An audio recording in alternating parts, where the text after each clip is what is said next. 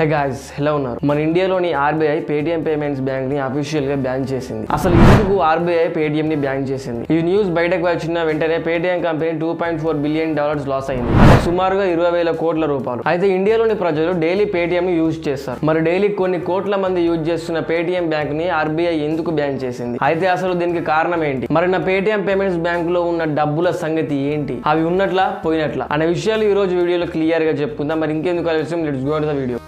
ఒకప్పుడు ఓ వెలిగిన Paytm company ఇప్పుడు అష్టకష్టాలు పడుతోంది. ఆర్బీఐ నిబంధనలు ఉల్లంఘించడమే ఇందుకు కారణంగా కనబడుతోంది. ఫిబ్రవరి 1న పేటిఎం పేమెంట్స్ బ్యాంక్ పై రిస్ట్రిక్షన్స్ పెడుతున్నట్టు రిజర్వ్ బ్యాంక్ ఆఫ్ ఇండియా తెలిపింది. ఈ నోటీస్ ప్రకారం ఫిబ్రవరి 29 నుండి ఎలాంటి ట్రాన్సాక్షన్స్ గానీ డిపాజిట్స్ గానీ పేటిఎం పేమెంట్స్ బ్యాంక్ లో జరగవు. అండ్ కొత్తగా పేటిఎం పేమెంట్స్ బ్యాంకులు అకౌంట్ తీసుకునేందుకు అనుమతి లేకుండా ఆర్బీఐ బ్యాన్ చేసింది. మరి reserve bank of India Paytm payments bank ని బ్యాన్ చేయడానికి అసలు కారణం ఏంటో ఇప్పుడు చూద్దాం. ఇండియాలోని ఎటువంటి బ్యాంక్ అయినా కస్టమర్ దగ్గర డబ్బులు తీసుకోవాలన్నా మరియు లోన్ ఇవ్వాలన్నా ఆ బ్యాంక్ కి సంబంధించిన వారు ఆర్బీఐ దగ్గర లైసెన్స్ తీసుకోవాలి. సో అసలు మన పేటిఎం కంపెనీ ఆర్బీఐ దగ్గర లైసెన్స్ తీసుకుందా తీసుకోలేదా అని అంటే ఎస్, తీసుకుంది. పేటిఎం కంపెనీ బ్యాంకింగ్ బిజినెస్ చేయడానికి ఆర్బీఐ దగ్గర లైసెన్స్ తీసుకుంది. మరి ఆర్బీఐ దగ్గర పేటిఎం పేమెంట్స్ బ్యాంక్ లైసెన్స్ తీసుకుంది కదా, మరి ఆర్బీఐ ఎందుకు బ్యాన్ చేసింది అని మీకు డౌట్ రావచ్చు. అయితే లైసెన్స్ తీసుకోవడంతోనే పని అయిపోలేదు. లైసెన్స్ తీసుకున్నా సరే ఆర్బీఐ పెట్టిన రూల్స్ అండ్ రెగ్యులేషన్స్ కి అనుకూలంగా ఉండాలి. ఒకవేళ ఆర్బీఐ పెట్టిన రూల్స్ ఫాలో అవ్వకపోతే ఆ కంపెనీ మీద లేదా ఆ బ్యాంక్ మీద ఆర్బీఐ చాలా స్ట్రిక్ట్ యాక్షన్ తీసుకుంటుంది. సో ఇక్కడ పేటిఎం చేసిన తప్పు ఏంటంటే వీళ్ళు ఆర్బీఐ పెట్టిన రూల్స్ అండ్ రెగ్యులేషన్స్ ని అతిక్రమించారు. అదేంటంటే నో యువర్ కస్టమర్ అంటే కేవైసీ.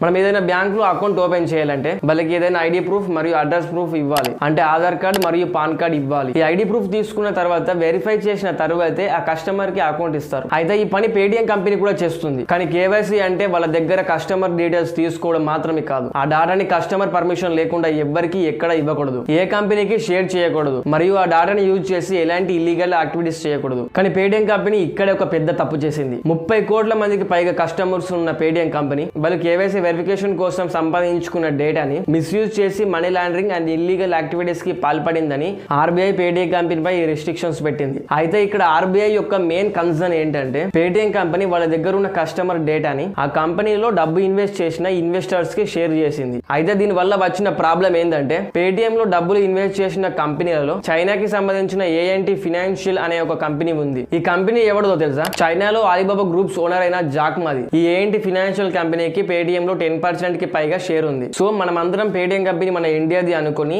మన డాటా మొత్తం పేటిఎం కంపెనీకి ఇచ్చి డైలీ కొన్ని కోట్ల ట్రాన్సాక్షన్స్ అండ్ డిపాజిట్స్ చేస్తున్నాం. కానీ పేటిఎం కంపెనీ కస్టమర్స్ డాటా మొత్తం ఇండైరెక్ట్ గా చైనీస్ కంపెనీ చేతుల్లోకి వెళ్ళిపోతున్నాయి. సో ఇదే పేటిఎం పేమెంట్స్ బ్యాంక్ ని బ్యాన్ చేయడానికి మెయిన్ రీజన్. అండ్ ఆ డాటాని యూజ్ చేసి వీళ్ళు ఏం చేస్తున్నారో మీకు తెలుసా? ఫేక్ ట్రాన్సాక్షన్స్ చేయడం, ఫేక్ అకౌంట్ క్రియేట్ చేయడం, ఒకే పాన్ కార్డ్ మీద కొన్ని వేల కొద్ది బ్యాంక్ అకౌంట్ క్రియేట్ చేయడం, ఆ ఫేక్ అకౌంట్స్ నుంచి విదేశాలకు డబ్బు ట్రాన్స్ఫర్ చేయడం, ఇలాంటి ఇల్లీగల్ యాక్టివిటీస్ చేస్తున్నారు. దీనినే మనీ లాండరింగ్ అని అంటారు. సో ఇలా పేటిఎం కంపెనీ వాళ్ళ కస్టమర్స్ డాటాని మిస్యూజ్ చేయడం, మనీ లాండరింగ్ లాంటి ఇల్లీగల్ యాక్టివిటీస్ లో ఉండడం, ఫేక్ పాన్ కార్డ్స్ తో అకౌంట్స్ క్రియేట్ చేస్తూ RBI rules and regulations follow అవ్వకపోవడం వల్ల ఫిబ్రవరి 1న reserve bank of India Paytm payments bank పై కొన్ని రిస్ట్రిక్షన్స్ వేసింది. సో ఈ రిస్ట్రిక్షన్స్ లో మెయిన్ గా వీళ్ళు చెప్పింది ఏంటంటే ఫిబ్రవరి 29 తర్వాత పేటిఎం బ్యాంక్ లో న్యూ కస్టమర్స్ కి అకౌంట్స్ ఇవ్వకూడదు. వాళ్ళ బ్యాంకులో ₹1 కూడా కొత్త డిపాజిట్ ని యాక్సెప్ట్ చేయకూడదు. మీరు పేటిఎం కంపెనీలో మనీ ట్రాన్స్ఫర్ అండ్ విత్డ్రా చేయాలనుకున్నా అది ఫిబ్రవరి 29 లోపే చేయాలి. అండ్ మోస్ట్ ఇంపార్టెంట్ ఏంటంటే ఫిబ్రవరి 29 తర్వాత పేటిఎం బ్యాంక్ నుండి కానీ పేటిఎం వాలెట్ నుంచి కానీ ఎలాంటి క్రెడిట్ అండ్ డెబిట్ ట్రాన్సాక్షన్స్ చేయలేరు. ఒకవేళ ఏదైనా ట్రాన్సాక్షన్స్ ఫిబ్రవరి 29 లోపే స్టార్ట్ చేసి అవి ప్రాసెసింగ్ లో ఉండిపోతే